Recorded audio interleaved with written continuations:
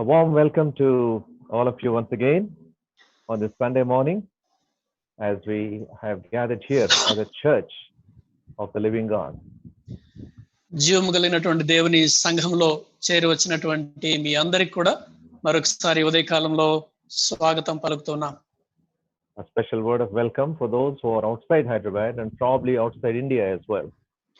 మరి ముఖ్యంగా హైదరాబాద్ బయట నుంచి అలాగే భారతదేశానికి వెలుపటి నుంచి విదేశాల్లో నుంచి కూడా ఈ ఆరాధనలో పాల్గొన్నటువంటి వారికి ప్రత్యేకంగా స్వాగతం చెప్తున్నాం. We believe that nothing would happen without the sanction and permission of our Lord Jesus Christ. మన ప్రభువైన యేసుక్రీస్తు వారి యొక్క అనుమతి ఆయన ఆమోదం లేకుండా ఏది కూడా జరగదని మనకు తెలుసు. And he is the one who leads us. He is the one who leads us into various circumstances that he is allowing in our life. మన జీవితాల్లో మనకు ఎదురయ్యేటువంటి వివిధమైనటువంటి పరిస్థితుల్లోనికి నడిపించేది ఆయనే అని మనకు తెలుసు. Shall we turn to one verse from the word of God from the book of Job? యోబు గ్రంథంలో నుండి ఒక వాక్యాన్ని మనం చూద్దామా? Job chapter 1 యోబు గ్రంథము 1వ అధ్యాయము and verse 5. 5వ వచనం. Job chapter 1 and verse 5. Job, is one of the earliest books that was written.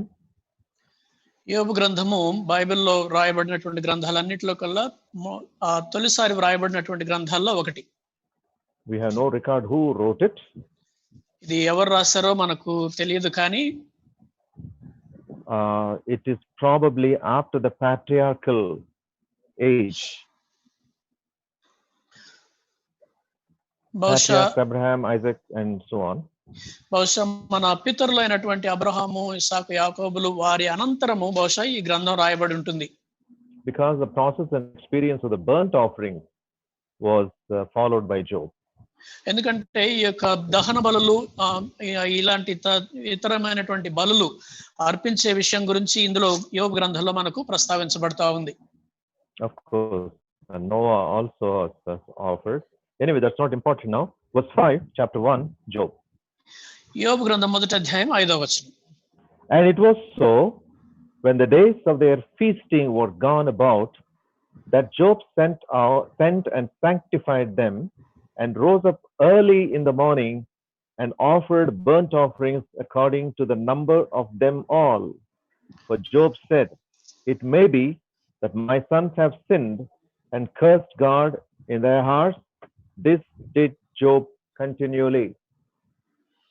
వారి వారి విందు దినములు పూర్తి కాగా యోబు తన కుమారులు పాపం చేసి తమ హృదయములలో దేవుని దూషించరేమో అని వారిని పిలువనంపించి వారిని పవిత్రపరిచి అరుణోదయమున లేచి వారిలో ఒక్కొక్కని నిమిత్తమై దహన బలి అర్పించుచూ వచ్చెను. యోబు నిత్యము అలాగున చేయుచుండెను. What a wonderful testimony it is, and what a wonderful life it is, as we see in the life of Job. యోబు జీవితాన్ని గమనిస్తే ఎంత అద్భుతమైన సాక్ష్యము, ఎంత అద్భుతమైన జీవితంగా మనకు కనిపిస్తా ఉంది. Job was a very, very wealthy man. యోబు చాలా చాలా ధనవంతుడు. And he obviously had a lot of property, cattle and so on. అతనికి చాలా ఆస్తి పాస్తులు ఉన్నాయి, పశు సంపద కూడా ఉంది. And by this time he has grown up children. ఇప్పటికే తనకి ఎదిగిన పిల్లలు ఉన్నారు. Because they had their own houses, and then they were having various kinds of gatherings there in their respective houses. ఎందుకంటే వాళ్ళకి ఆ కుటుంబాలు ఏర్పడ్డాయి. తర్వాత వారి ఇళ్లలో వారు కలుస్తూ వస్తూ ఉన్నారు. And here we see Job, how different he is from the rest of us. ఇక్కడ యోబును గమనిస్తే మనందరికంటే తను ఎంత భిన్నంగా ఉన్నాడో మనకు అర్థమవుతుంది. And he was so concerned about his children. తన బిడ్డల పట్ల తను ఎంతో భారం కలిగి ఉన్నాడు. And a very prominent verse that we see here is that the Job sent for them and sanctified them. యోబు వారి కొరకు పంపి వారిని పవిత్రపరిచి అనేటువంటి మాట మనం చూస్తున్నాం. వారిని పిలువనంపించి. If only every family, if only every parent does it to everybody in the Christian family, how beautiful the society would be. ప్రతి కుటుంబంలో, ప్రతి క్రైస్తవ కుటుంబంలో గనక ప్రతి కుటుంబం ఇలాగ తమ పిల్లల కోసము, తమ కుటుంబం కోసం చేయగలిగితే ఈ సమాజం ఎంత అద్భుతంగా ఉంటుందో. What do you think Job must have been doing when the word of God says he sanctified his children? తన పిల్లలను యోబు పవిత్రపరిచాడు అని అన్నప్పుడు ఏం చేస్తున్నాడని మీరు అనుకుంటున్నారు? It's not a ritual kind of practice or any traditional rituals that he was following through when he was calling his children. తన పిల్లల్ని పిలువనంపించి ఇలా చేస్తున్నాడంటే తన ఏదో ఒక ఆచార వ్యవహారాన్ని ఏదో పాటిస్తున్నాడు అని కాదు. What is sanctification that way? ఆ విధంగా పవిత్రపరచడం అంటే ఎలా అర్థం చేసుకోవాలి? Sanctification, the root meaning is separation for a sacred process. ఈ పవిత్రపరచడం అంటే ఏంటంటే ఒక పవిత్రమైనటువంటి కార్యం కోసం ఒక దానిని లేక ఒక వ్యక్తిని ప్రత్యేకపరచడం అంటాం. If you or the members of your family or your children have to be sanctified by you, మీరు కానీ మీ ఇంటిలో పిల్లలు కానీ మీ కుటుంబంలో ఉన్నటువంటి వారు ప్రత్యేకపరచబడాలి లేక పవిత్రపరచబడాలి అంటే you have to fill yourself with the word of God. మిమ్మల్ని మీరు దేవుని వాక్యంతో నింపుకోవాలి. Please turn to chapter 17 of John. యోహాను గ్రంథము 17వ అధ్యాయం దయచేసి చూడండి. 17 and verse 17. యోహాను సువార్త 17వ అధ్యాయము 17వ వచనం. It is the Lord's priestly prayer. ఇది ప్రభువారు చేసినటువంటి యాజక ప్రార్థన. 16 and 17 we shall read. They are not of the world, even as I am not of the world. Sanctify them through thy truth. Thy word is truth. 16-17 వచనాలు. నేను లోక సంబంధిని కానట్టు వారును లోక సంబంధులు కారు. సత్యమందు వారిని ప్రతిష్ఠ చేయము. నీ వాక్యమే సత్యము. So the Lord Jesus is saying, it is the word of God, which is the truth of God, which sanctifies you. కనుక యేసుక్రీస్తు ప్రభువారు ఏమంటారంటే దేవుని వాక్యమే సత్యము, కనుక ఆ సత్యమందు వారిని ప్రతిష్ఠపరచాలి అంటున్నాడు. Here we see Job calling his children, calling his sons, one by one perhaps, one on one, individually, and then was taking time and effort to teach the word of God to them. ఇక్కడ మనం గమనిస్తే యోబు తన పిల్లలను, తన కుమారులను ఒక్కొక్కరిగా బహుశా ఒకరి తర్వాత ఒకరిని పిలుచుకొని వారికి దేవుని వాక్యాన్ని ప్రకటిస్తూ దేవుని వాక్యంతో వారిని పవిత్రపరుస్తున్నాడు. He taught them, filled them with God, and even offered sacrifices for them if by any chance they have defiled themselves because of sin. వారిని పిలిచాడు, వారికి దేవుని వాక్యం చెప్పాడు, దేవుని వాక్యంతో వారిని నింపాడు. ఒకవేళ బహుశా ఏదో ఒక విధంగా వారు ఏదైనా పాపం చేసి ఉంటారేమోనని వారి పక్షంగా దహన బలులు కూడా అర్పించాడు. What a fine father he was. ఎంత మంచి తండ్రో చూడండి ఆయన. And what a concern he had for the children. తన పిల్లల పట్ల ఎంత శ్రద్ధ కలిగి ఉన్నాడో చూడండి. If only every parent or a head of the family is like Job, the society would have been the Christian society would have been much different. ప్రతి కుటుంబంలో ప్రతి తండ్రి ఈ విధమైనటువంటి యోబు లాంటి శ్రద్ధ తన పిల్లల పట్ల కలిగి ఉంటే క్రైస్తవ సమాజము ఎంతో భిన్నంగా ఉండేది. Because why I'm saying this, who else but the Christian community know the principles of sanctifying oneself, the principles of the call of the holy God to be holy. ఎందుకంటే నేను ఎందుకు చెప్తున్నానంటే క్రైస్తవ కుటుంబాలకు, క్రైస్తవ తల్లిదండ్రులకు తప్ప ఈ విధంగా పరిశుద్ధంగా జీవించడము, దేవుని వాక్యం చేత పవిత్రపరచబడడం అనేటువంటి విషయాలు ఇంకెవరికి తెలుసు? We are going through a very testing time currently. Not only we, but the whole world is going through this testing time in a way that nobody has ever imagined. ప్రస్తుతం మనం అందరం కూడా ఎంతో కష్టకాలంలో, కష్టమైనటువంటి పరిస్థితులు గుండా వెళ్తున్నాం. మనం మాత్రమే కాదు, ప్రపంచం అంతా కూడా ఇలాంటి కష్టకాలంలో ఉంది. ఎవరు కూడా ఊహించినటువంటి పరిస్థితులు మనం అనుభవిస్తున్నాం. This coronavirus has changed the way that we live. ఈ కరోనా వైరస్ అనేటువంటిది మనం జీవించే మన జీవన విధానాన్ని మార్చేసింది. And as somebody said, that our future is never going to be the same again. ఎవరో చెప్పినట్టుగా మన భవిష్యత్తుకి ఎప్పటికీ మామూలుగా ఉండటం లేదు.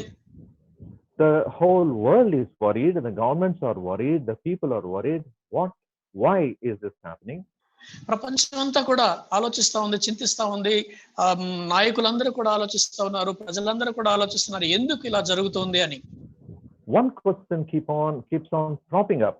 Where is God when all this is happening? ఇలాంటి పరిస్థితుల్లో ఒక ప్రశ్న పదే పదే మనకు వస్తా ఉంటుంది, ఇవన్నీ జరుగుతున్నప్పుడు దేవుడు ఎక్కడున్నాడు అని. Why is he silent? ఎందుకు దేవుడు ఈ సమయంలో మౌనంగా ఉన్నాడు? Why does he not stop this? Why does he not do something and stop this virus? ఈ పరిస్థితుల్లో ఆయన ఏదో ఒకటి చేసి ఈ వైరస్ ని ఎందుకు ఆయన ఆపడం లేదు?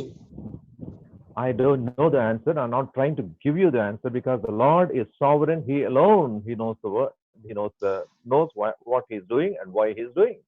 ఆయన ఎందుకు ఈ పని చేయడం లేదో నాకు తెలియదు, జవాబు నేను చెప్పబడడం లేదు. ఎందుకంటే మన దేవుడు సర్వాధికారి, సార్వభౌముడైనటువంటి దేవుడు. ఆయన ఏం చేస్తున్నాడో ఆయనకు తెలుసు. But one thing is certain, God is in some way is shaking the world. ఒకటి మాత్రం నిశ్చయం, ఎందుకంటే దేవుడు ఈ ప్రపంచాన్ని కదిలిస్తూ ఉన్నాడు, వణికిస్తూ ఉన్నాడు. That means he is trying to draw the attention of the people while he is shaking to the primary message that he is trying to communicate to the people. దాని అర్థం ఏంటంటే ఆయన ఈ ప్రపంచాన్ని కదిలిస్తూ ఉండగా ఆయన వైపు తన ప్రజల గమనాన్ని ఆయన కోరుతున్నాడు. ఆయన ఏదో ఒక మాట చెప్పాలనుకున్నాడు, ఒక సందేశం ఇవ్వాలనుకుంటున్నాడు. ఆ సందేశం అందరికీ వినబడేలా చేస్తున్నాడు. More so, he is shaking the church. అంతేకాదు ఆయన సంఘాన్ని కూడా కదిలిస్తున్నాడు. And he is shaking Emmanuel House of Worship as well. అంతేకాదు ఇమాన్యుయల్ హౌస్ ఆఫ్ వర్షిప్ సంఘాన్ని కూడా ఆయన కదిలిస్తున్నాడు. With all the power that is available, nuclear, scientific, and so on, the knowledge, man is not able to do anything when the heaps of dead bodies are piling up. There is no one to deal with them, and it is a terrible, terrible situation.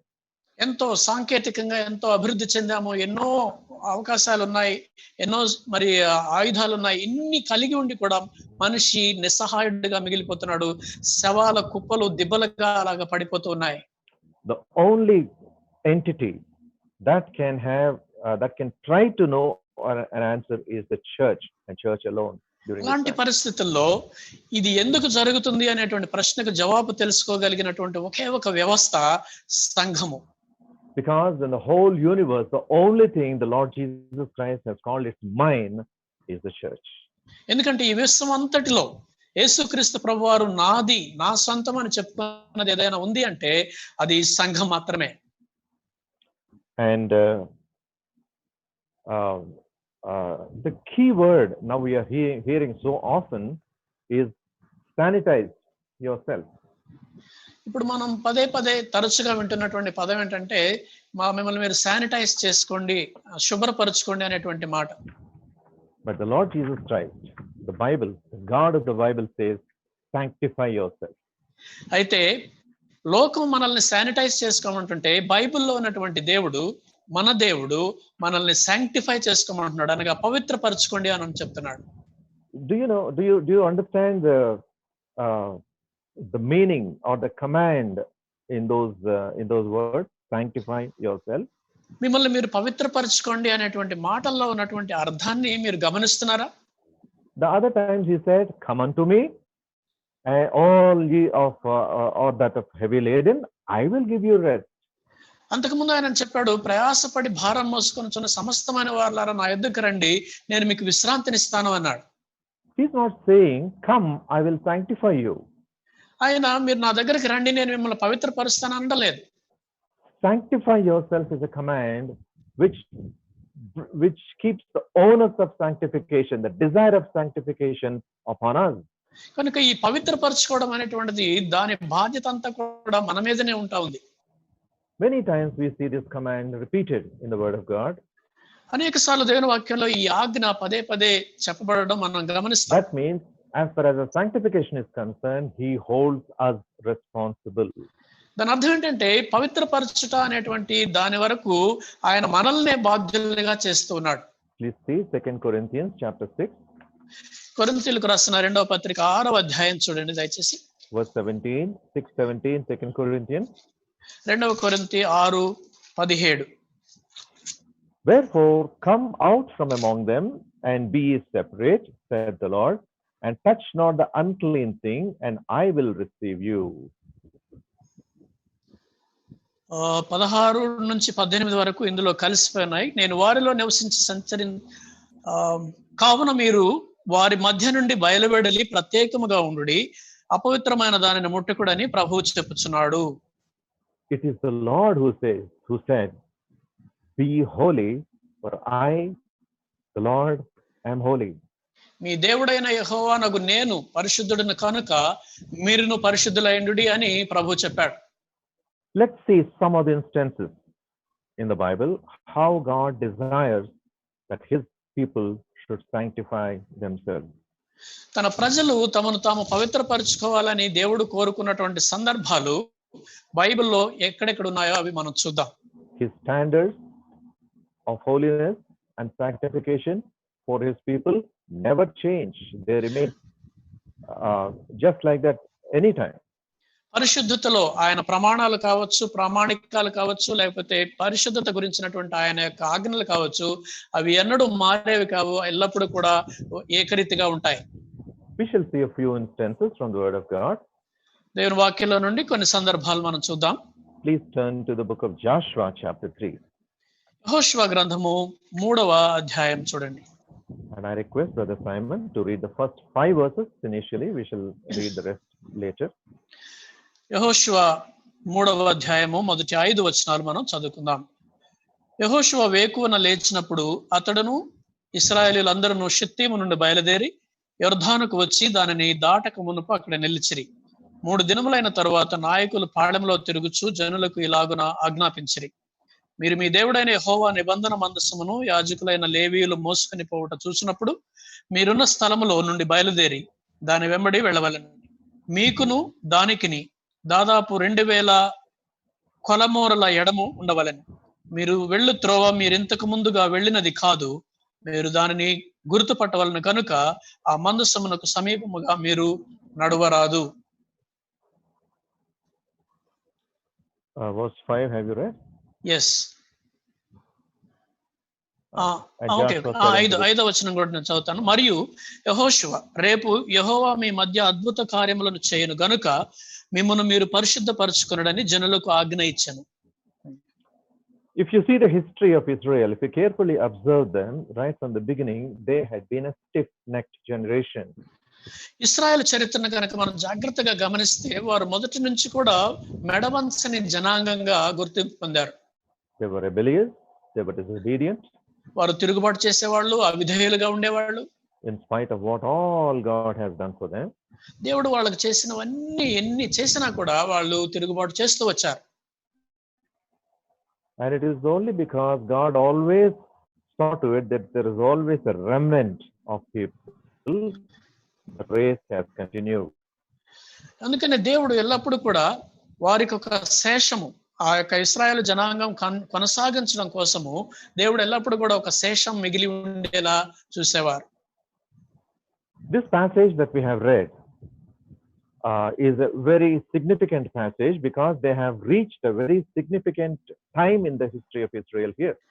ఇక్కడ మనం చదువుకున్నటువంటి వాక్య భాగం ఎంతో ప్రాముఖ్యమైనటువంటి వాక్య భాగం. ఎందుకంటే ఇశ్రాయేలీయులు వారి యొక్క చరిత్రలో ఒక ప్రాముఖ్యమైనటువంటి ఘట్టానికి చేరుకున్నారు. They have wandered in the wilderness for 40 years. 40 సంవత్సరాలు వారు అరణ్యంలో తిరుగులాడుతూ వచ్చారు. They have seen the grace of God, glory of God, even the wrath of God. దేవుని యొక్క కృపను చూశారు, దేవుని యొక్క కనికరాన్ని చూశారు, దేవుని ఉగ్రతను కూడా వారు చూశారు. Now the first chapter of Joshua talks about the change of leadership. When Moses is no more, Joshua has taken the leadership and then has taken up the responsibility of leading his people. యెహోషువ గ్రంథం మొదటి అధ్యాయం గమనించినట్లయితే మోషే అప్పటికి చనిపోవడం జరుగుతుంది. ఆ తర్వాత మోషే నుంచి నాయకత్వం యెహోషువకు రావడము, ఆ నాయకత్వంలో మార్పును మనం చూస్తాము. So after 40 years of wandering, they have come to the threshold of the promised land here. 40 సంవత్సరాలు వాళ్ళు అరణ్యంలో తిరుగాడిన తర్వాత వాగ్దాన దేశం యొక్క వాకిట దగ్గరకు చేరుకున్నారు. And chapter 2 talks about Joshua sends certain spies to see how the people of Jericho, because Jericho was a place with a very, very strong wall built all around the city.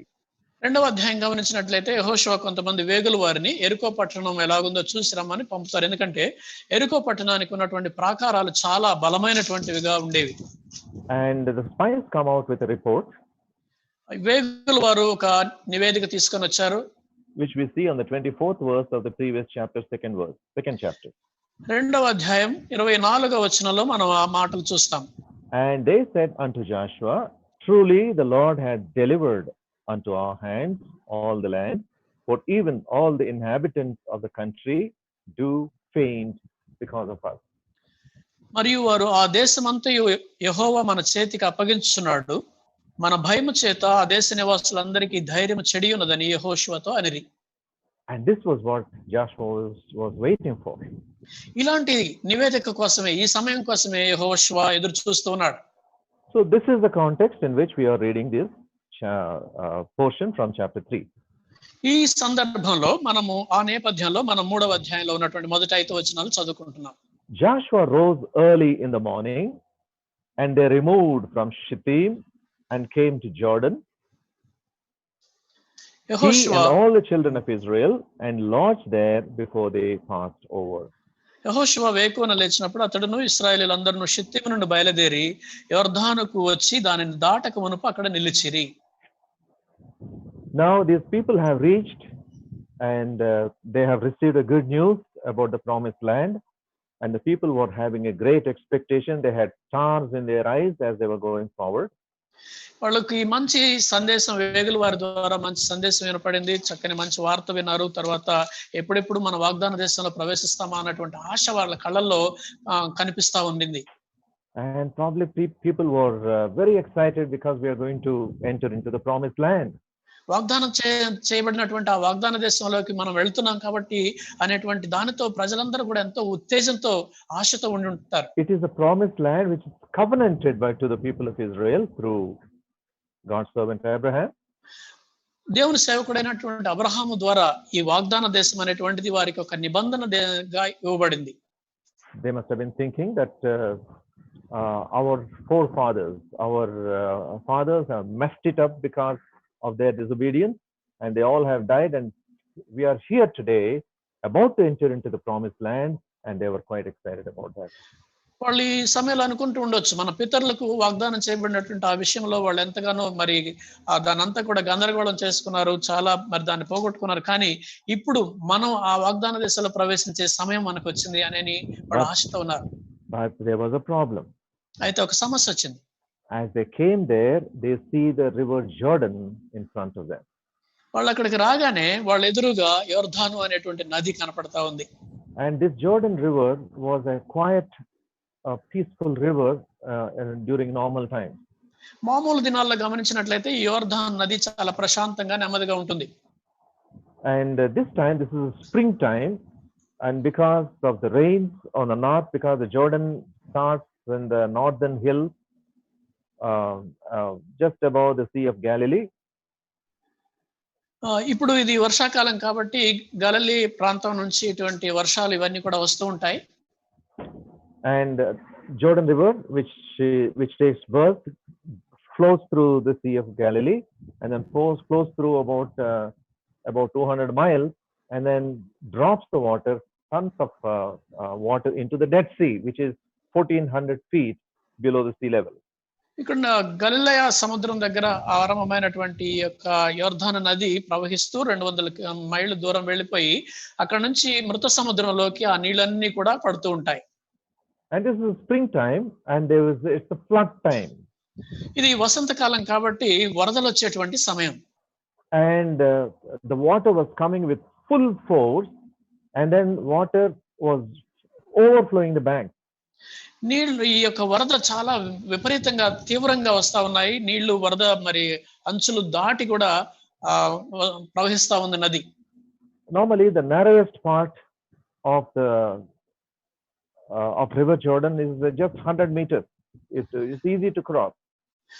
సహజంగా గమనించినట్లయితే యొర్దాను నదిలో నదిని దాటడానికి చాలా తక్కువగా ప్రదేశం ఉన్నటువంటిది ఒక 100 మీటర్లు దాటితే అవతల ఒడ్డుకు చేరుకోవచ్చు ఒక చోట. But because of the gush of water, because the water was flowing over the banks, the width at the place that they were trying to cross is more than maybe a mile or maybe 1 or 2 kilometers. కానీ వరద చాలా ఉధృతంగా వస్తుంది కాబట్టి వాళ్ళు దాటాలనుకున్నటువంటి ప్రదేశం దగ్గర చాలా దూరంగా దాదాపు ఒక 2 కిలోమీటర్ల దూరం వాళ్ళు దాటవలసిన పరిస్థితి ఏర్పడింది. And this is the time the Lord is using this occasion to give a special message to the people of Israel here. ఇలాంటి పరిస్థితుల్లో దేవుడు ఇశ్రాయేలు ప్రజలకు తన యొక్క ప్రత్యేకమైనటువంటి సందేశాన్ని ఇవ్వడానికి దేవుడు చూస్తూ ఉన్నాడు. Now look at verse 3. 3వ వచనం గమనించండి.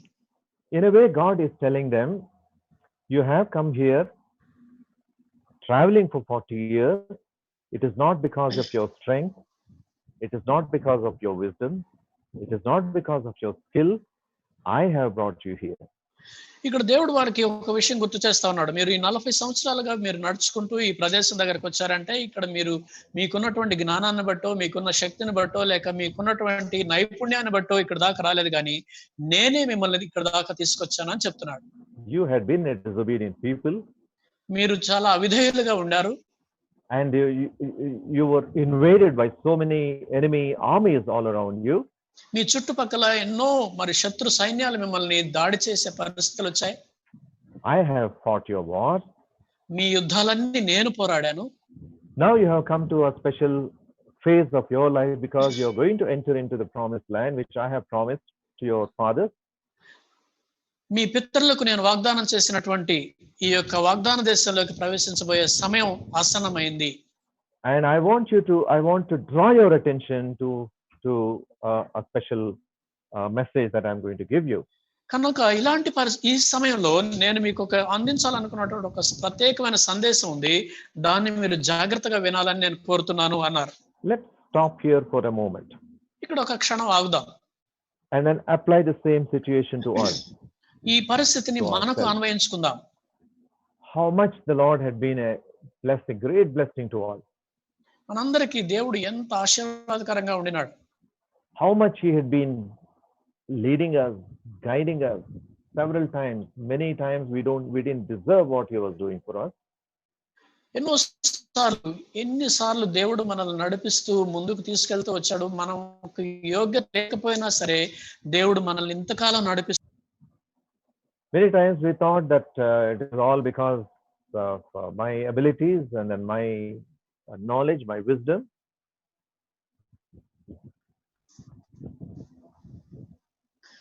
అనేక సార్లు ఇది నా స్వశక్తి మీద నాకున్న జ్ఞానాన్ని బట్టి నేను ఇంత దాకా వచ్చాను అని మీరు అనుకుంటూ ఉండొచ్చాము. Children have grown up and they have come to certain levels in their education because of the efforts that they have put in their lives. పిల్లలు పెరిగి పెద్దవాళ్ళు అయ్యారు, ఒక స్థితికి వచ్చారు. ఇదంతా కూడా నేను చేసినటువంటి నా ప్రయత్నం వల్లనే ఇంత దాకా వచ్చారు అని కూడా అనుకుంటూ ఉండొచ్చు. Brothers and sisters, if you do not give glory to God in what he is doing to you and me because of his great grace, we are committing a serious mistake. పిల్లరా, దేవుడు మనకు చేసినటువంటి గొప్ప కార్యాలు, ఈ ఆశీర్వాదాలన్నింటినీ బట్టి దేవునికి మనం ఘనతను ఆపాదించకపోతే మనం చాలా గొప్ప నేరం చేసినటువంటి వారం అవుతాం. Now, from all their wandering, they are about to enter into the promised land. ఇప్పుడు వాళ్ళందరూ కూడా ఇంతకాలం తిరుగులాడుతూ అటు ఇటు తిరుగుతూ ఇప్పుడు వాగ్దాన దేశంలో ప్రవేశించే సమయం వచ్చింది. Now God is trying to draw their attention to one particular thing. Please read verse 3. ఇప్పుడు ఒక ప్రత్యేకమైన విషయం మీద దేవుడు వారి గమనాన్ని ఉంచాలని కోరుతున్నాడు. అది 3వ వచనంలో ఉంది. Please read, brother. మీరు మీ దేవుడైన యెహోవా 3-4 వచనాలు చదువుకుందాం. మీరు మీ దేవుడైన యెహోవా నిబంధన మందసమును యాజకులైన లేవీయులు మోసుకుని పోవుట చూచున్నప్పుడు మీరున్న స్థలములో నుండి బయలుదేరి దాని వెంబడి వెళ్ళవలెను. మీకును దానికిని దాదాపు 2000 కొలమూరల ఎడము ఉండవలెను. మీరు వెళ్ళు త్రోవ మీరు ఇంతకు ముందుగా వెళ్ళినది కాదు. మీరు దానిని గుర్తుపట్టవలను కనుక ఆ మందసమునకు సమీపముగా మీరు నడవరాదు. The Lord is bringing to their attention to the ark of the Lord. The ark of the covenant of the Lord your God. ఇప్పుడు దేవుడు నిబంధన మందసాన్ని దేవుడు వారి గమనానికి తీసుకొస్తున్నారు. The ark was a very, very important thing in the important object and symbol of faith in the lives of Israel. ఇశ్రాయేలు ప్రజల జీవితంలో నిబంధన మందసం అనేటువంటిది ఎంతో ప్రాధాన్యత కలిగినటువంటిది. They considered it as a very, very precious thing. They thought that the very presence of God is with them when the ark was among them. మందసం వారి మధ్య ఉన్నప్పుడు నిజంగా అది ఎంతో అమూల్యమైనదిగా, సాక్షాత్తు దేవుని సన్నిధి వారి మధ్య ఉన్నదని అన్నట్టుగా భావించేవారు. Do you remember what this ark is? What? Ark. What this ark is? అసలు మందసం అంటే ఏంటో మీకు తెలుసా, గుర్తుందా? As per the instructions given to Moses, he was asked to prepare this ark and keep it in the holy of the holies. దేవుని ఆదేశాల ప్రకారము మోషే ఆ యొక్క మందసాన్ని తయారు చేయించి దాన్ని అతి పరిశుద్ధ స్థలంలో ఉంచడం జరిగింది. And whenever Israel has moved from place to place, they were carrying the ark on their shoulders. ఇశ్రాయేలు వారు devoutly. ఇశ్రాయేలు ఒక ప్రదేశం నుంచి ఇంకో ప్రదేశానికి వెళ్లే ప్రతిసారి కూడా ఈ మందసాన్ని వారి భుజాల మీద ఎంతో భక్తి భావంతో దాన్ని మోసుకు వెళ్తూ ఉండేవారు. Everything of that ark has a special spiritual significance to the Israel, not only to Israel, but also to us on this in our days. ఆ మందసంలో ఉన్నటువంటి ప్రతిదీ కూడా ఇశ్రాయేలులకు మాత్రమే కాదు కానీ మనకు కూడా ఎంతో మరి ఆత్మీయ సంబంధమైనటువంటి ప్రాముఖ్యత కలిగి ఉంది. It was a rectangular box of wood made from gopher wood, chitisarakapu kara, gopher wood, and inlaid and outlaid by a sheet of pure gold. ఇది చితిసారకపు లేదా తుమ్మకరతో చేసినటువంటి ఒక మరి చతురస్రాకారంలో ఉండేటువంటి ఒక పెట్టె, దానికి లోపల వెలుపట బంగారంతో పొదకడం జరిగింది. And inside, what is there inside the ark? అయితే ఆ మందసంలో లోపట ఏముంటుంది? When the time and age of ministry of Moses and Aaron has gone away, Israel had started journeying through the wilderness. Ark was prepared and was expected to be carried along with them. అహరోను మోషే కాలం అయిపోయిన తర్వాత ఇశ్రాయేలు ప్రజలు ముందుకు వెళ్తూ ఉండగా ఈ మందసాన్ని వారితో పాటు మోసుకొని వెళ్ళవలసినటువంటి పరిస్థితి వచ్చింది. There are 5 covenants, if you remember: Edenic covenant, Noah covenant, Abrahamic covenant, Mosaic covenant, and Davidic covenant. Israel చరిత్రలో గమనించినట్లయితే దేవుడు చేసినటువంటి కొన్ని నిబంధనలు ఉన్నాయి. వాటిలో ఆదాముతో చేసినటువంటి నిబంధన, అబ్రహాముతో చేసినటువంటి నిబంధన, అలాగే నోవాతో చేసినటువంటి నిబంధన, ఆ తర్వాత ఏదెను వనంలో చేసినటువంటి ఆదాముకు చేసినటువంటి నిబంధన. And this is called the covenant, the ark of the covenant of the Lord. దీన్ని యెహోవా నిబంధన మందసము అనేటువంటి మాట అంటుంటారు. And what is kept inside the ark has a spectacular significance for Israel. ఈ మందసం లోపల ఉన్నటువంటి వస్తువులు ఏవైతే ఉన్నాయో అవి ఇశ్రాయేలు ప్రజలకు ఎంతో ప్రాధాన్యత కలిగినటువంటివి. So ark was inlaid and outlaid by gold, we have seen. మందసానికి లోపల బయట బంగారంతో పొదిగారు అని మనం చూసాం. Inside there were stone tablets, the same tablets that were given by God to Moses. మందసం లోపల మనం గమనించినట్లయితే దేవుడు ఆ మోషేకి ఇచ్చినటువంటి ఆ రాతి పలకలు ఏవైతే ఉన్నాయో అవి ఉంటాయి. Moses, of course, throws them into the fire and then breaks them, but God has given it, writing with his own finger upon this tablet. మొదటిసారి దేవుడు ఇచ్చినటువంటి రాతి పలకలను అక్కడ ఇశ్రాయేల్ వారు చేస్తున్నటువంటి ఆ విగ్రహారాధనలో అగ్నిలో వాటిని పడవేసి వాటిని నాశనం చేయడం జరిగింది. తర్వాత దేవుడే తన సొంత వేలితో రాసి మరలా ఇచ్చాడు. With his own finger he writes the commandment that the people with which he is related to the people of Israel. Israel ప్రజలతో ఎవరితోటైతే తన సంబంధం కలిగి ఉన్నాడో ఆ ప్రజల కోసం దేవుడు తన సొంత వేలితోటి ఆజ్ఞలు రాసిచ్చాడు. So this commandment talks about, the stone tablet talks about a great relationship of love with the Heavenly Father, and between the Heavenly Father and the people. కనుక ఈ రాతి పలకలు ఏవైతే ఉన్నాయో అవి ప్రజలకు అలాగే పరలోకమందు ఉన్నటువంటి వారి తండ్రికి మధ్య ఉన్నటువంటి గొప్ప సంబంధాన్ని చూపిస్తూ ఉన్నాయి. That is why when before he gave this responsibility to Moses, before he called them up to the mountain to give this commandment, he called them privately. If you can see it in chapter 19 of Exodus, you don't open that. He talks to Moses, this is my people, and my people, I have a special concern for them. అది దేవుడు ఈ యొక్క 10 ఆజ్ఞలు ఇవ్వడానికి ముందుగా దేవుడు మోషేని ఆ పర్వతం మీదకి పిలిచే ముందుగా ఆయన వారికి చెప్పి, ఇదిగో వీరు నా ప్రజలు, నేను వారిని ఎంతగానో ప్రేమిస్తున్నాను అనేటువంటి మాట దేవుడు వారికి మోషేతో చెప్పడం జరిగింది. I take care of them as the apple of my own నేను వారిని eye. నా సొంత కనుపాప వలె నేను వారిని కాపాడుతాను అని చెప్పాడు. I carry them upon my wings just like an eagle carries the falling bird, little bird upon its wings to safety. ఒక పక్షిరాజు, ఒక గ్రద్ద ఎలాగో తన యొక్క చిన్న పిల్లలను మరి తన యొక్క రెక్కల మీద మోసుకుంటుంది, అలాగూ నేను ఇశ్రాయేలు ప్రజలను నా రెక్కల మీద మోస్తాను అని చెప్పాడు. But what does that signify us today? అయితే అది ఈ రోజున మనకు ఎలాంటి ప్రాధాన్యతను ఇస్తా ఉంది? We do not know where those tablets are now, where the ark is now, and that's not important at all now. ఇప్పుడు ఆ మందసం ఎక్కడుందో, ఆ రాతి పలకలు ఏమయ్యాయో అది మనకి ఇప్పుడు ప్రాముఖ్యం కాదు. కానీ But what is written in the Word of God as a commandment to us has a great significance for us as believers. అయితే దేవుని వాక్యంలో ఏవైతే రాయబడి ఉన్నాయో, దేవుడు ఏవైతే ఆజ్ఞలు ఇచ్చాడో అవి మనకెంతో ప్రాధాన్యత కలిగినవి. And this is what builds us up. This is what keeps us in relationship with a God who desires more than we desire to establish that relationship with us. కనుక ఇవి మనల్ని బలపరుస్తూ మనల్ని కట్టేవి. తర్వాత ఏ దేవుడైతే మనతో సహవాసం చేయాలని కోరుకున్నాడో ఆ దేవునితో సహవాసాన్ని స్థిరపరిచేవి ఈ ఆజ్ఞలే. Secondly, there was a golden pot in which manna was kept and inside the ark. మందసంలో ఉండేటువంటి రెండవది ఏంటంటే ఒక బంగారు పాత్ర ఉంటుంది, అందులో సేకరించినటువంటి కొంత మన్నా అందులో ఉంటుంది. And this manna, as you remember, this is the food that God has given to the people of Israel as they were wandering all those 40 years without fail.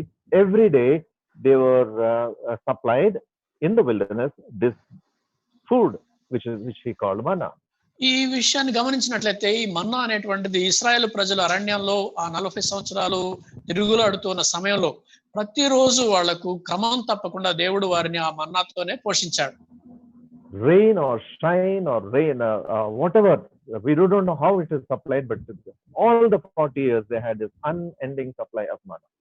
ఇది వర్షం కానీ ఎండ కానీ ఏది ఏమైనా సరే ఆ 40 సంవత్సరాలు కూడా ఎలాంటి అవరోధం లేకుండా దేవుడు వారిని మన్నాతో పోషించాడు.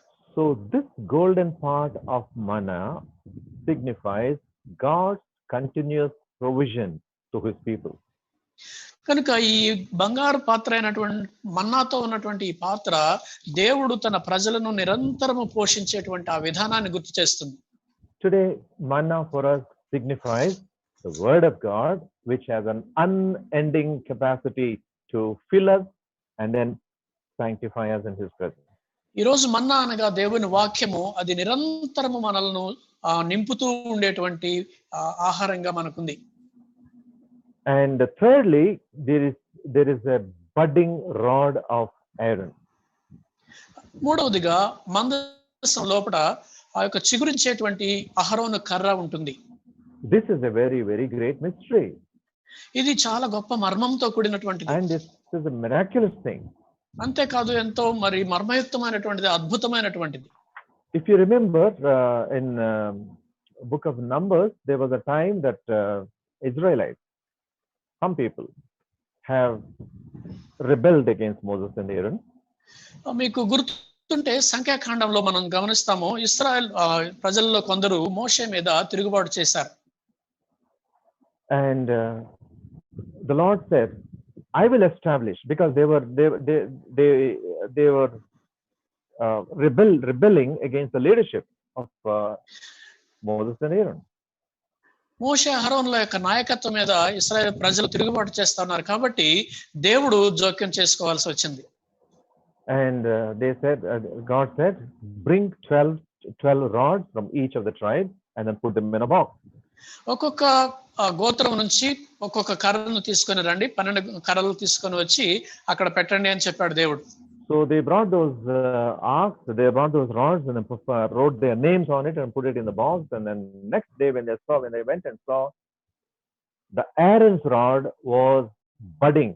It had green leaves, even flowers, and also almond, which is budding there. అయితే ఆ 12 గోత్రాల వాళ్ళు ఒక్కొక్క గోత్రం నుంచి 12 కర్రలు తీసుకొచ్చి ఆ కర్రల మీద తమ గోత్రం యొక్క నామం రాసి ఆ పెట్టెలో పెట్టారు. తెల్లవారి వచ్చిన తర్వాత చూస్తే ఆ 12 కర్రల్లో కూడా అహరోను యొక్క ఆ కర్ర దానికి ఆకులు, ఫలాలు లేకపోతే పండ్లు కాయడం జరుగుతా ఉంది. And God said, take that rod and then put it in the ark, which would be an eternal sign of God's power of resurrection, God's power that is available with his people. కనుక ఆ సమయంలో ఆ కర్రను తీసి, అహరోను చేతి కర్రను తీసి నిబంధన మందసంలో పెట్టండి, ఇది శాశ్వతంగా దేవుని యొక్క పునరుద్ధాన శక్తికి సూచనగా ఉంటుంది అని దేవుడు చెప్పాడు. Now God says here to the people, now when you see the ark will be carried by the priest, and when you see the ark, maintain a distance and follow them.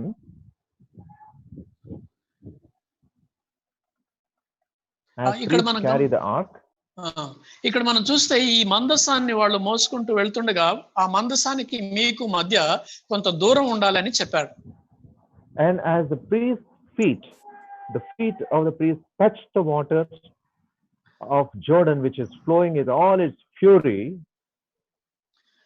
ఎంతో ఉధృతంగా ప్రవహిస్తున్నటువంటి యోర్దాను నదిలో ఉన్నటువంటి నీటిని ఈ యొక్క యాజకుల కాళ్ళు తాకిన వెంటనే, by a miraculous act of God, the water would stop at a distance and then stand as a pillar. దేవుడు యొక్క ఆశ్చర్యకరమైనటువంటి శక్తిని బట్టి ఆ యొక్క నీళ్ళన్నీ కూడా ఒక వైపున ఒక గోడలాగా లేకపోతే ఒక పిల్లర్ లాగా నిలిచిపోతాయి అని చెప్పారు. And on this side the water would have gone and then fell in the Dead Sea. ఇటువైపు ఉన్నటువంటి నీళ్ళన్నీ కూడా వెళ్ళిపోయి ఆ మృత సముద్రంలో పడి ఉంటాయి. And the people were able to cross the river on a dry land. కనుక ప్రజలు ఒక ఆరిన నేల మీద ఉన్నట్టుగా వాళ్ళు నడిచి వెళ్ళగలిగారు. This is the second spectacular miracle that they have seen after the Red Sea experience. ఈ ఎర్ర సముద్రంలో జరిగినటువంటి అనుభవం తర్వాత వాళ్ళు చూసినటువంటి ఒక అమోఘమైనటువంటి రెండవ అనుభవంగా ఇది ఉంది. So the Lord is telling Israel, as you are facing the difficulties in your life, దేవుడు ఇశ్రాయేలు ప్రజలకు చెప్తున్నాడు, మీరు మీ జీవితంలో మీరు కష్టాలు ఎదుర్కొంటున్న సమయంలో, as you are facing a barrier before you cross over to the promised land, మీరు వాగ్దాన దేశంలోకి దాటి వెళ్ళడానికి ముందుగా మీకున్నటువంటి ఒక అడ్డు గోడను మీరు చూస్తున్నప్పుడు, fix your eyes upon God, for whom the ark is a replica. దేవుని సన్నిధికి సూచనగా ఉన్నటువంటి మందసం మీద లేక దేవుని మీద మీ యొక్క కనుదృష్టిని ఉంచండి అని చెప్పారు. His provision, his commandments, and then his power which is available to them. వారికి దేవుని యొక్క శక్తి, దేవుని యొక్క ఏర్పాటు, దేవుడు అందించేటివన్నీ కూడా వారికి అందుబాటులో ఉన్నాయి.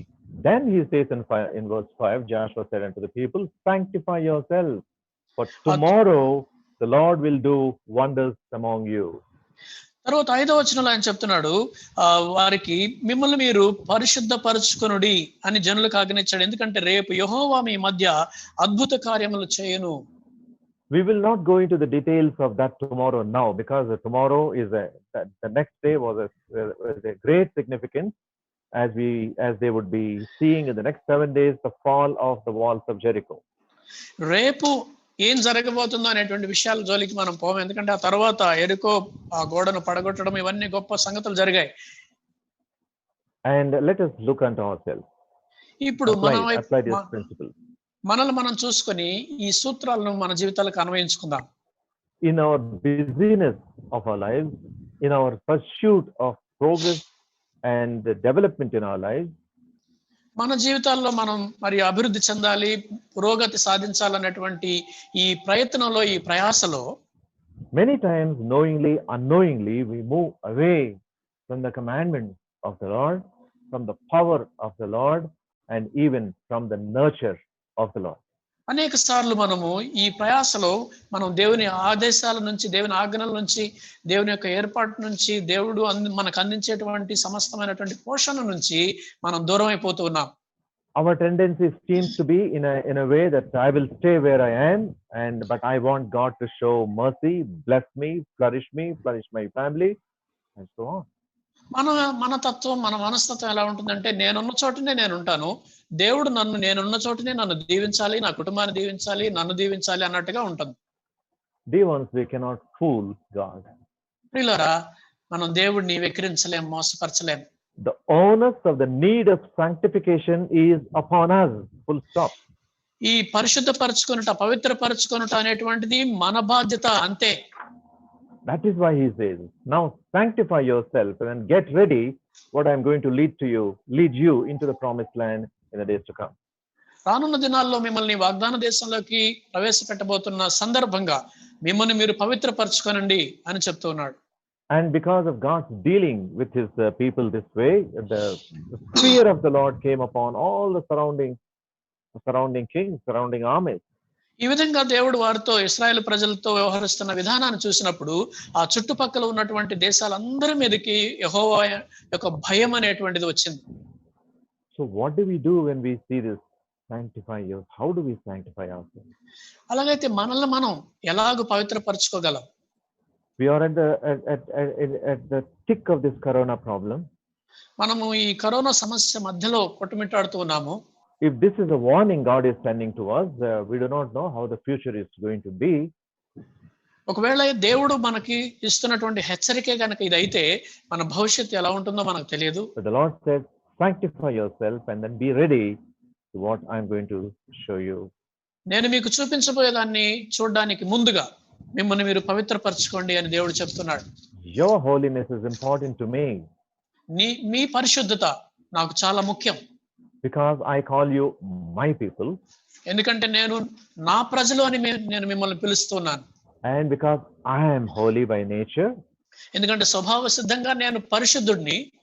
And because you're going to be one day you're going to be with me forever and ever. ఒక రోజున మీరు నాతో కూడా సదాకాలము ఉండబోతున్నారు. You cannot afford to live in any unclean thing in your life. మీ జీవితంలో ఎటువంటి అపవిత్రమైనటువంటి పరిస్థితుల్లో కూడా మీరు జీవించడానికి, కొనసాగడానికి వీల్లేదు. That takes us to the 7th chapter of Joshua now. ఇప్పుడు మనము యెహోషువ గ్రంథం 7వ అధ్యాయంలోనికి వెళ్తాం. See here now, the walls of Jericho have already fallen by this time. ఇప్పటికే ఎరికో గోడలు కూలిపోయాయి. And God has given them specific instructions about what to deal with the property and the people of Jericho.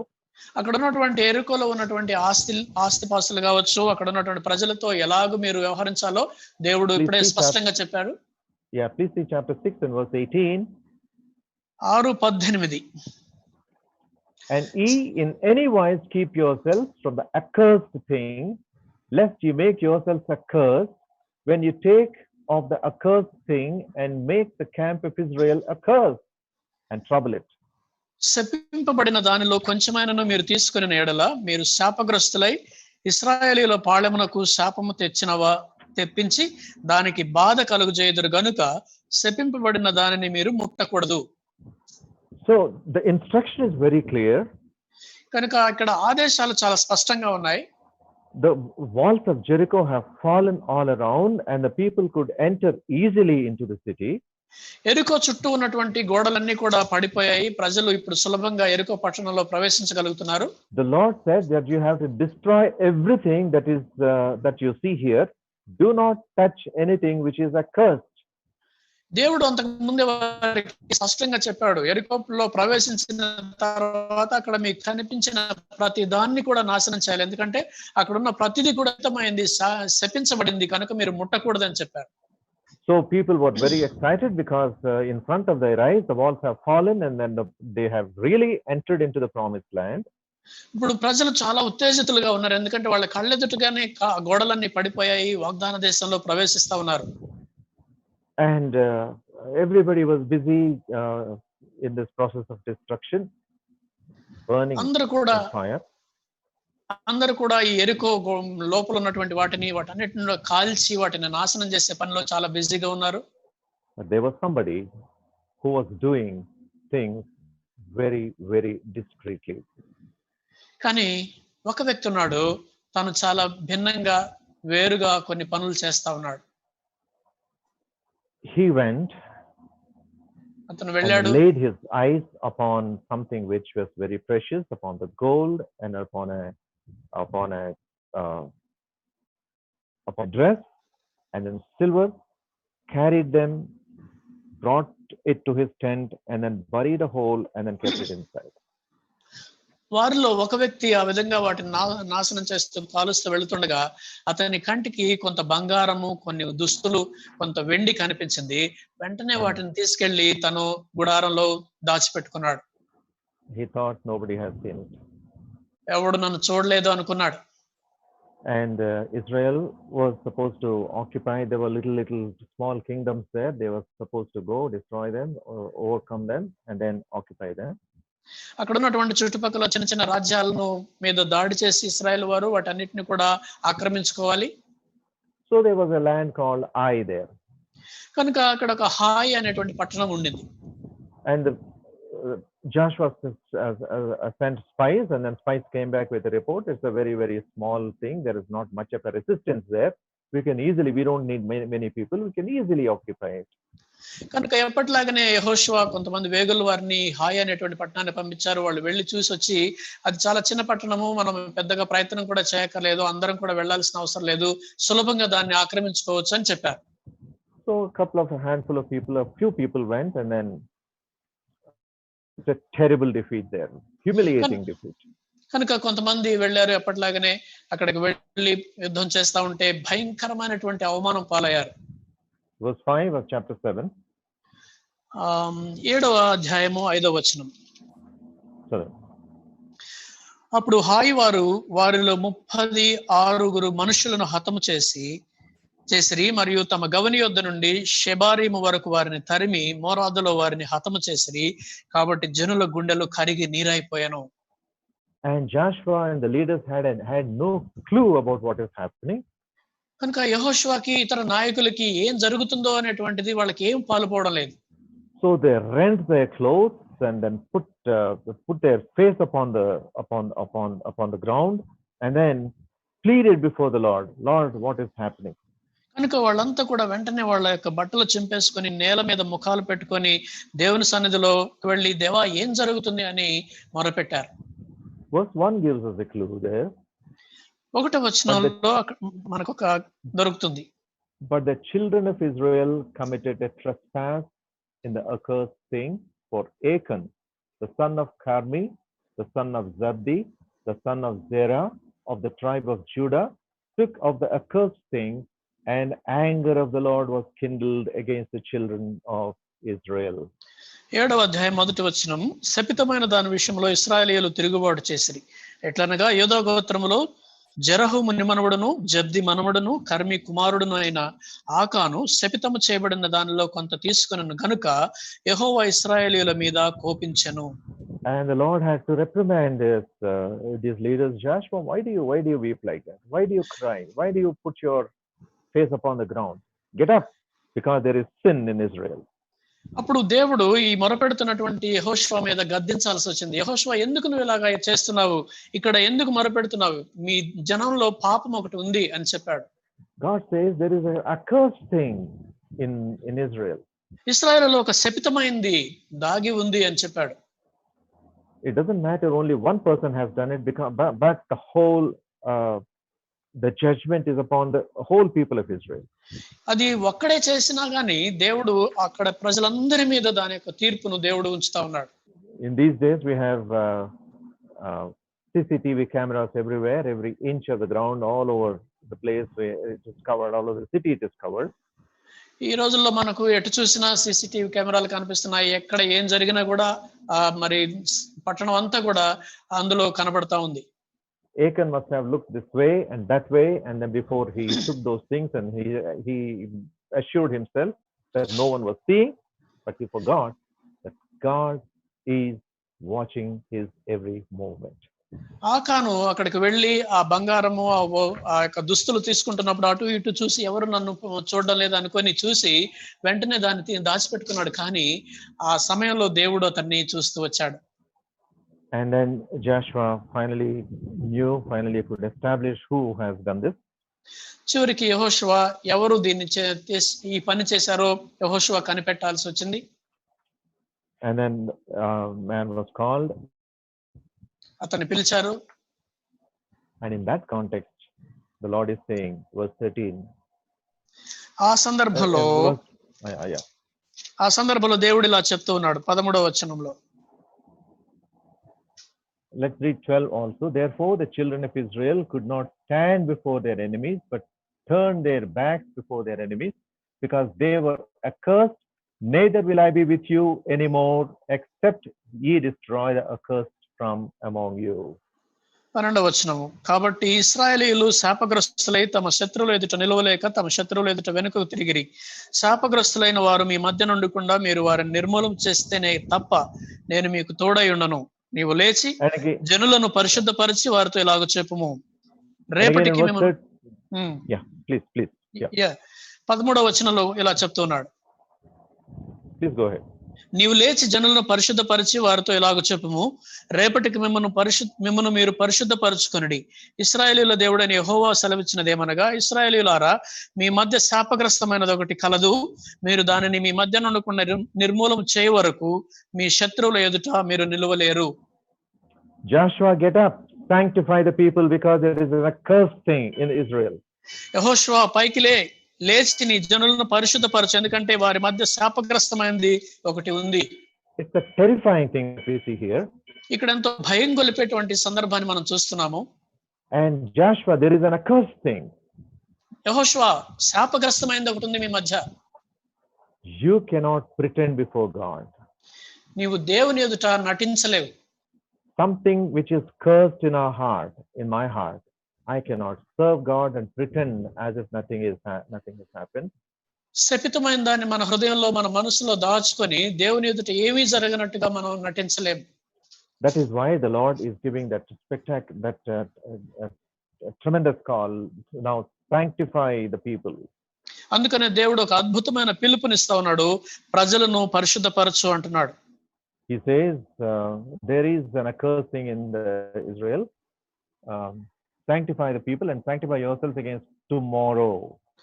రేపటికి మిమ్మల్ని మీరు పరిశుద్ధపరచుకొనుడి అని చెప్తా ఉన్నాడు. The gracious God is giving them 24 hours of time. దయగలిగినటువంటి కృపామయుడైనటువంటి దేవుడు వారికి 24 గంటల సమయం ఇస్తా ఉన్నాడు. You have to sanctify yourself, remove the cursed thing from out of you. నీలో నుండి, నీ మధ్యలో నుండి ఆ శపితమైన దాన్ని, శాపగ్రస్తమైన దాన్ని తీసివేసి నువ్వు పవిత్రపరచుకోవాలి. Joshua, the blessings and the victories that you got everywhere, do you think it is because of your strength and capacity? యెహోషువ, నీవు ఇప్పటి వరకు నీవు పొందినటువంటి విజయాలు కావచ్చు, లేకపోతే ఆ జయాలు కావచ్చు, ఏదైనా సరే నీ స్వశక్తి మీద నీ సొంత బలం చేత సాధించావని నువ్వు అనుకుంటున్నావా? It's me who was fighting your wars, your battles on your behalf. మీ పక్షంగా మీ యుద్ధాలు, మీ పోరాటాలు చేస్తుంది నేను యెహోషువ. And if you have a cursed thing in your in the midst of your people, do you want me to come and then fight your battle? మీ మధ్యలో శపితమైన దాన్ని, శాపగ్రస్తమైన దాచిపెట్టుకొని నేను వచ్చి మీ యుద్ధాలు, మీ పోరాటాలు చేయమని కోరుతున్నావా? First, take the cursed thing from out of your lives. నీ జీవితంలో నుంచి మొదటగా శాపగ్రస్తమైన దాన్ని తీసివేసేయ్. That is what he means when he is saying, sanctify yourself, I am going to give you 24 hours of time. ఇదిగో మిమ్మల్ని మీరు పవిత్రపరచుకోండి, నేను మీకు 24 గంటల సమయం ఇస్తున్నాను అని చెప్పినప్పుడు ఆయన ఉద్దేశం అదే. Say the same message God is putting before us. ఈ రోజున అదే సందేశాన్ని మన ఎదుట దేవుడు ఉంచుతున్నాడు. I am giving you warning after warning about the things that are happening around the world. లోకంలో జరుగుతున్నటువంటి విషయాల గురించి నేను ఒకదాని తర్వాత ఒక్కొక్కటిగా హెచ్చరికలు చేస్తూ వచ్చాను. And you behaved as if nothing has happened, and then you continue to let the cursed thing in your life. అయినా సరే నీవు ఏమీ జరగనట్టుగానే ముందుకు కొనసాగుతున్నావు. నీ మధ్యలో ఉన్నటువంటి ఆ శాపగ్రస్తమైన దాన్ని తొలగించకుండా ఉంటున్నావు. And without removing that, you keep on praying, you are crying, and then you are talking as if the Lord would somehow would intervene and then work on your behalf and then do everything. ఆ శాపగ్రస్తమైన దాన్ని తొలగించకుండానే ఏమీ జరగనట్టే నువ్వు మాట్లాడుతున్నావు, ప్రార్థన చేస్తున్నావు, దేవుని సన్నిధిలో మొరపెడుతున్నావు. దేవుడు నీకు మరి జవాబిస్తాడని నువ్వు ఆశిస్తున్నావు. Today, every Christian, every should take this call seriously. Sanctify yourself. కనుక ప్రతి క్రైస్తవుడు ఈ రోజున ఈ విషయాన్ని చాలా తీవ్రంగా పరిగణించాలి. మనల్ని మనం పవిత్రపరచుకోవాలి. Set your life right before the Lord. నీ జీవితం దేవుని ఎదుట సరైనదిగా ఉండాలి. Are we facing a defeat in our lives? మన జీవితాల్లో ఏదైనా ఓటమి పాలవుతున్నామా మనం? What I wanted to do, I am not able to do. నేనేం చేయాలనుకుంటున్నానో అది చేయలేకపోతున్నాను. Dear brother, dear sister, have you hidden something in your life, in your heart? ప్రియమైన సహోదరుడా, సహోదరి, నీ జీవితంలో దేన్నైనా దాచుకున్నావా, దాచిపెట్టావా? Any habit? ఏదైనా అలవాటు? Or any person? లేక ఏదైనా వ్యక్తి కావచ్చు. Or anything that God does not approve? కానీ ఏదైతే దేవునికి ఇష్టం లేదో, దేవుడు ఆమోదించడో దాన్ని దాచుకున్నావా? You know it. నీకు తెలుసు. If you're not very clear about it, ask God to show it. ఒకవేళ నీకు ఆ విషయం స్పష్టంగా తెలియకపోతే దేవా నాకు చూపించని దేవుని అడుగు. God gave them one day. Joshua, దేవుడు go. దేవుడు యెహోషువకి దేవుడు వారికి ఒక 24 గంటలు సమయం ఇచ్చి ప్రజలను పవిత్రపరచమని చెప్పాడు యెహోషువకి. If we as Christians have taken up this responsibility seriously, క్రైస్తవులుగా మనం ఈ యొక్క బాధ్యతను తీవ్రంగా పరిగణిస్తే, we as a believing church in the state of Telangana and the nation of India have taken up this responsibility seriously. ఈ తెలంగాణలో మనం దేశంలో ఉన్నటువంటి విశ్వాసులంగా, క్రైస్తవులంగా ఈ యొక్క బాధ్యతను తీవ్రంగా మనం పరిగణిస్తే, society would have been a much different society, powerful society by now. ఇప్పటికే మన చుట్టూ ఉన్నటువంటి సమాజం ఎంతో శక్తివంతమైన సమాజంగా ఉండేది. Because who else but Christians know how to behave, how to live a righteous life? ఎందుకంటే నీతియుక్తమైన జీవితం జీవించడం క్రైస్తవులకు తప్ప ఇంకెవరికి తెలుసు? Who else know how to behave, how to have, how to lead a holy life? పరిశుద్ధమైన జీవితం ఎలా జీవించాలో క్రైస్తవులకు తప్ప ఇంకెవరికి తెలుసు? Who else but God's people know what kind of a God we have? ఎలాంటి దేవుడు మనకున్నాడో అనేది మనకు తప్ప, క్రైస్తవులకు తప్ప ఇంకెవరికి తెలుసు? But we don't take things seriously. కానీ ఈ విషయాలను మనం ఇంత తీవ్రంగా తీసుకోవడం లేదు. We give easy place to devil in our lives. అపవాదికి మన జీవితాల్లో చాలా సులభంగా చోటు కల్పిస్తున్నాం. Achan was pointed out and then he was called and then he was made to confess. ఆకాను బయటపడ్డాడు, ఆకాను పట్టుకున్నారు, అతను చేసిన తప్పుని ఒప్పుకునేలా చేశారు. Yes, I have sinned.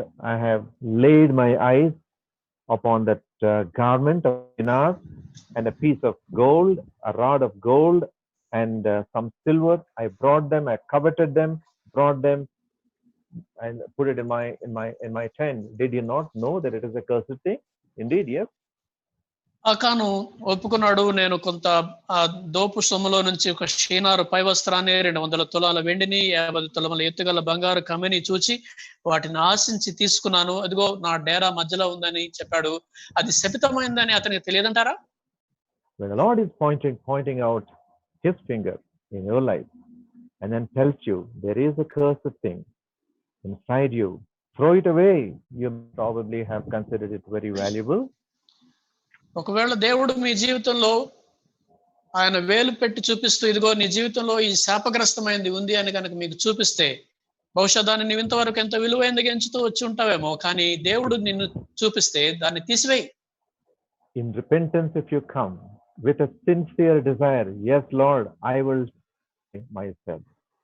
ఒకవేళ పశ్చాత్తాపమైన హృదయంతో యథార్థంగా దేవుని సన్నిధిలోకి వచ్చి, దేవా నేను దాన్ని తీసివేస్తాను అని కనుక నేను ఒప్పుకుంటే, in fact it is not possible for you and me to sanctify ourselves or make ourselves holy.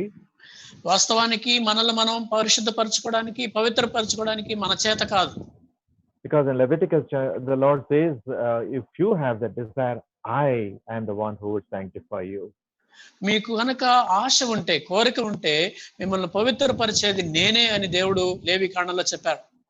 If you draw near to me, I will draw near to you.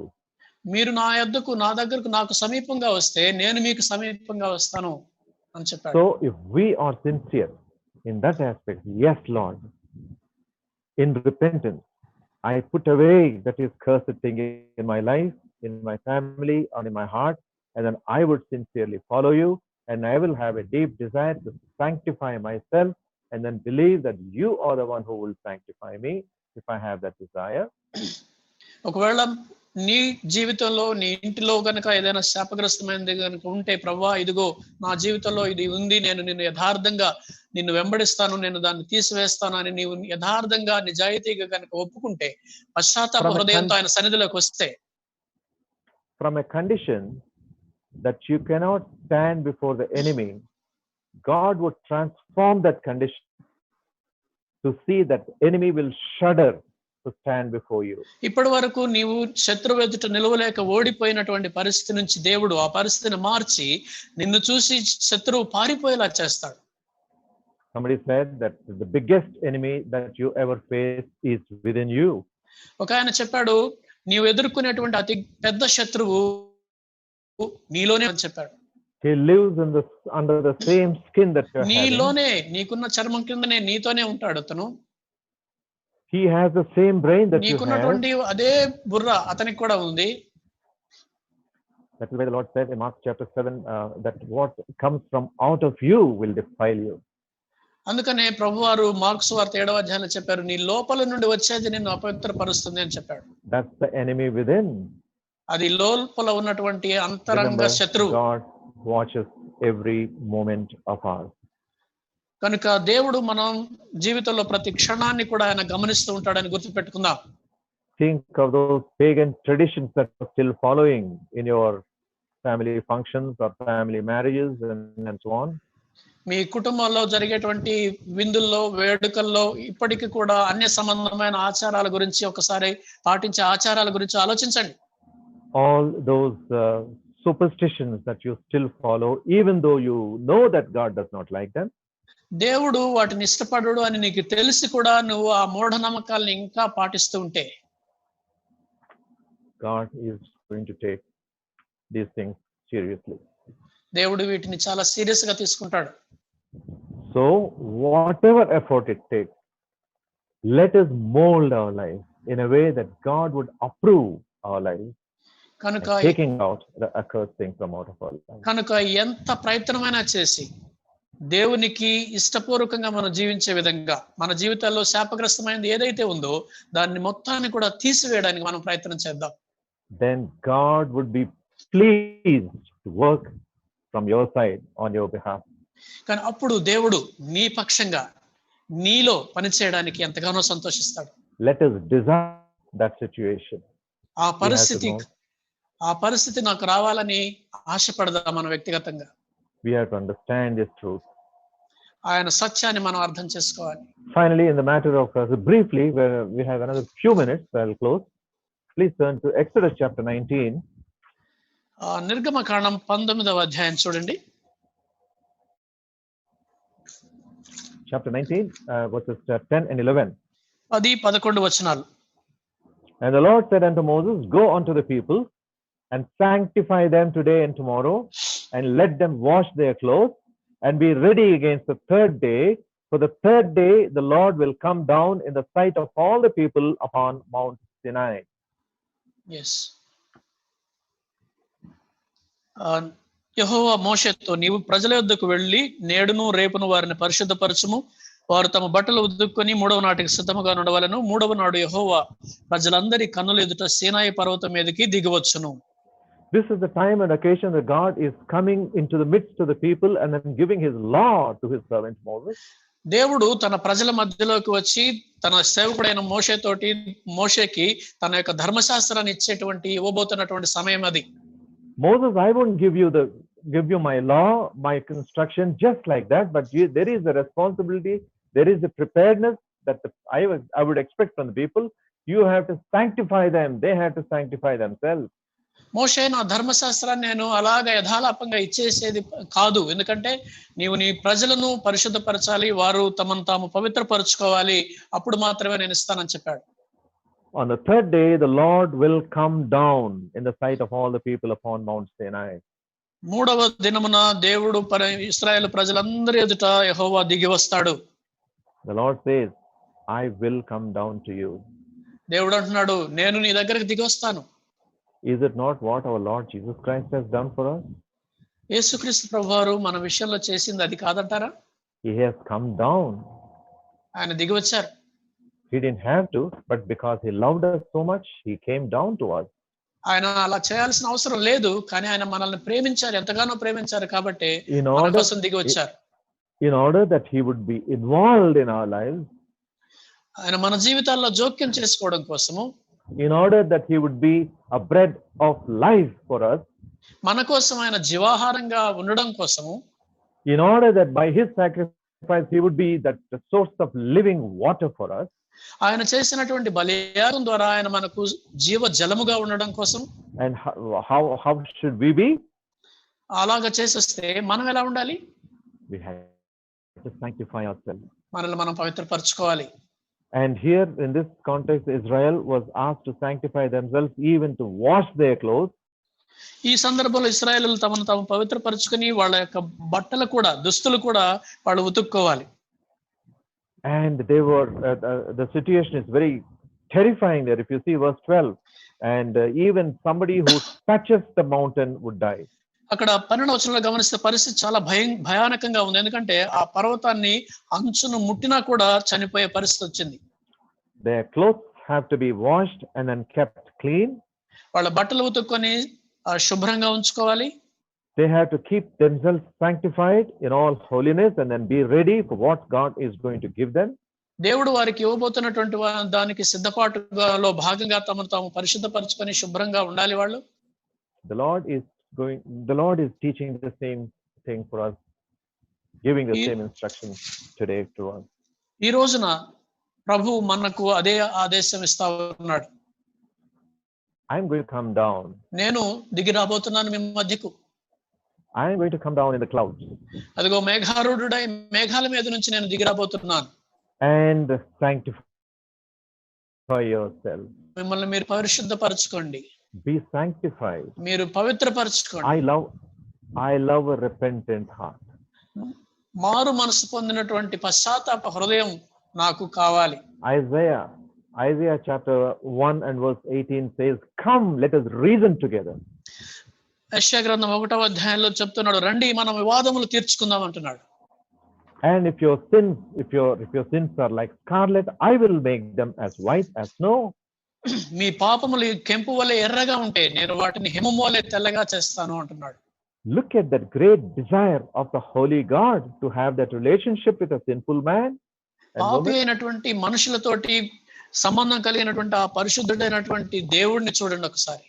He is a God of great desire and then great eagerness to establish this relationship. ఆయన ప్రజలతోటి తన సంబంధాన్ని స్థాపించడం కోసం ఎంతో ఆశతో ఆసక్తితో ఉన్నారు. And then we must embrace this desire. Yes, Lord, I am ready to receive that instruction from you. మీ నుంచి వచ్చేటువంటి ఆదేశాన్ని, ఆజ్ఞలను పాటించడానికి, స్వీకరించడానికి దేవా నేను సిద్ధంగా ఉన్నాను అని మనం వ్యక్తం చేయాలి. One day you're going to come down. ఒక రోజు నువ్వు తిరిగి దిగి రాబోతున్నావు. Everything on this side of that event would come to a standstill. ఆ సంఘటనకు సంబంధించి ఇక్కడ ప్రతిదీ కూడా నిలిచిపోబోతా ఉంది. Everything else becomes meaningless. ప్రతిదీ కూడా సమస్తం కూడా అర్థరహితం అయిపోతుంది. Lord, I wait for that event. ప్రభువా ఆ రోజు కోసం నేను ఎదురు చూస్తున్నాను. Wait in eagerness. ఎంతో ఆశతో ఎదురు చూస్తున్నాను. Wait in readiness. ఎంతో సిద్ధపాటుతో ఎదురు చూస్తున్నాను. And in the meantime, sanctifying myself, look for that great event. ఆ గొప్ప సంఘటన రాబోయే లోపు ఈ లోపు నన్ను నేను పవిత్రపరచుకుంటున్నాను ప్రభువా. That is what the God of holiness is communicating to us today through His word. ఈ రోజున ఈ వాక్యం ద్వారా పరిశుద్ధుడైనటువంటి దేవుడు మనకు వ్యక్త తెలియపరుస్తున్నటువంటి ఉద్దేశం అదే. He will come into your midst in order to the miraculous things that you would not మీరు expect. ఊహించినటువంటి ఆశించినటువంటి అద్భుత కార్యాలు చేయడానికి ఆయన మీ మధ్యలోకి రాబోతున్నాడు. He would come into your midst so that your enemy will flee from you. మీ ఎదుటి నుంచి మీ శత్రువు పారిపోయే విధంగా అలా చేయడం కోసం ఆయన మీ మధ్యలోకి రాబోతున్నాడు. And then he would come into your midst in order to dwell with you, so that you would dwell with him forever and ever. మీతో పాటు ఆయనతో పాటు మీరు సదాకాలము నివాసం ఉండటం కోసము ఆయన మీ మధ్యకు దిగి రాబోతున్నాడు.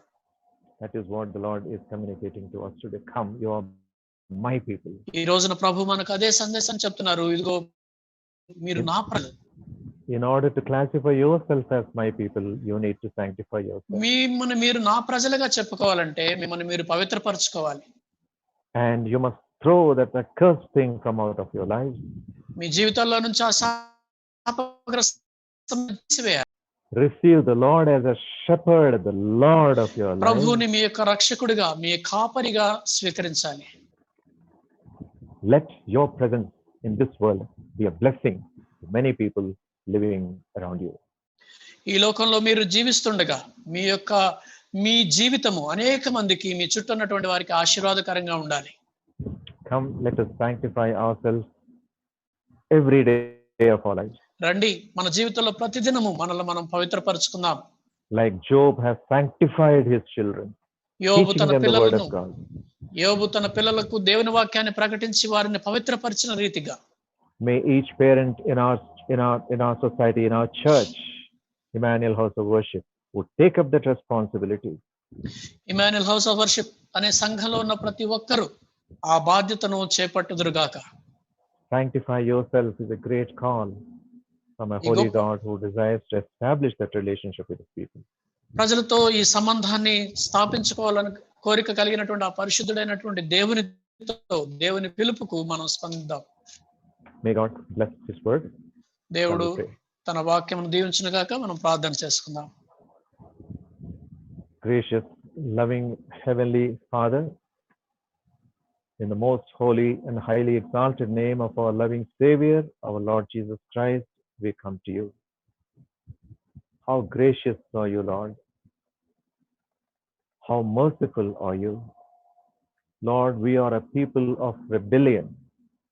We are a people who constantly turn away from you, go farther away from you. But Lord, what a tremendous patience you have in order that you would bring us back into fellowship. How many times we fell back, we slipped back, but you never destroyed us. You kept on giving us that warning after warning. Thank you, Lord, for people like Job that you have kept in thy word, who took care, sacrificed, and sacrificially sanctified his children. Oh Lord, we pray that every parent in our church, every parent, Lord, in the believing community of this city, be like that. The days ahead of us before your coming are not many. Lord, we see all the signs being fulfilled all around us. Lord, when you are bringing this warning in front of our eyes, like this corona pandemic, and in various other ways, Lord, grant us eyes to see the loving dealing of a holy God in our lives. Let us be people, Lord, who would show forth the light of the living God to the people who live in darkness. We pray for our own relative circles, Lord. Lord, we ask for your forgiveness because, Lord, we have not lived in a way that we had an effect upon their lives. We pray for the neighbors. We pray for all the neighborhoods, Lord. Thy people are living on the right side of our house, or the left side of the house, and in front and back, and the people who come in contact with us. Lord, may our testimony, may our words, may our conduct, may our conversations be something which would attract them to the light of the living word. Thank you, Lord, for the way that you have dealt with Israel, thy people, and what tremendous lessons that you have, Lord, for the rest of the world. Thank you, Lord, for our Lord Jesus Christ, through whom we are related, we are reconciled to that holy God. Thank you, Lord, for that day on the cross that you have paid that price on the cruel cross. Those 3 hours of darkness when sin was dealt with by a holy God. Lord, you have dealt with my sin. It was a terrible thing, Lord, to fall in the hands of the living God. But you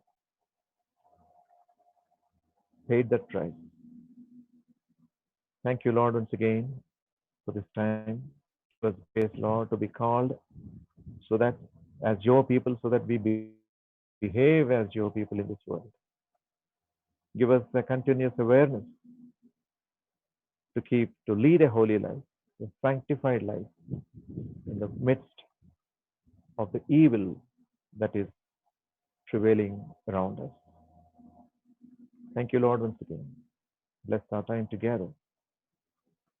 And we ask you in Jesus' most precious name. Amen. Now unto him who is able to keep us from falling